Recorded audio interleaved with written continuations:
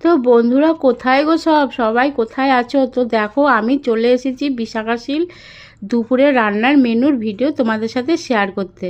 তো বন্ধুরা প্রত্যেক দিন চেষ্টা করি যাতে তোমাদের মনোরঞ্জন দিতে পারি, তোমাদের ভিডিও ভালো লাগে, তাই অনেক কষ্ট করে এরকম ভিডিও রান্না করে ভিডিও সাজাতে বা সারাদিনে যে কোনো ভিডিওই ছাড়ি চেষ্টা করি তোমাদের যাতে ভালো লাগে, ভালো ভালো কন্টেন্ট দিতে। তো বন্ধুরা ভিডিওটাকে স্কিপ করো না, একটু প্লিজ গোটা ভিডিওটা দেখে একটা সুন্দর গঠনমূলক কমেন্ট করে যেও। অনেক আশায় থাকি যে তোমাদের সুন্দর সুন্দর কমেন্ট পাওয়ার জন্য।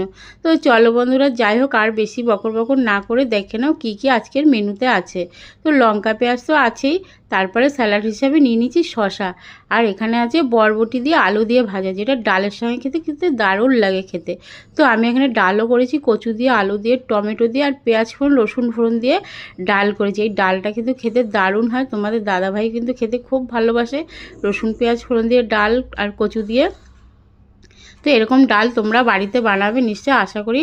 এই ডালের সঙ্গে যদি একটু আলু ভাজা একটা ডিমের অমলেট হয় খেতে কিন্তু দারুণ লাগে। তো দেখো বন্ধুরা আজকে কিন্তু আমি সেরকম বিশেষ কিছু আয়োজন করিনি।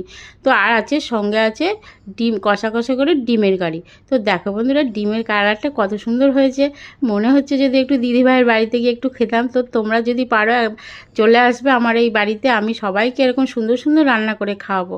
আমি কিন্তু খাওয়াতে ভীষণ ভালোবাসি। তো বন্ধুরা ভিডিওটা আজকের মতন আমার দুপুরের আজকে এইটুকুই আয়োজন হয়েছে। যদি ভালো লাগে তো সুন্দর একটা লাইক কমেন্ট করে পাশে থেকো। আর যারা ইউটিউব থেকে দেখছো, যারা আমার নতুন বন্ধু হয়েছে তারাও আমার চ্যানেলটা সাবস্ক্রাইব করে দিও। আর যারা ফেসবুক থেকে দেখছো আমার পেজটা ফলো করে দিও পাশে থেকো। তো চলো বন্ধুরা, টাটা বাই, সবাই ভালো থেকো।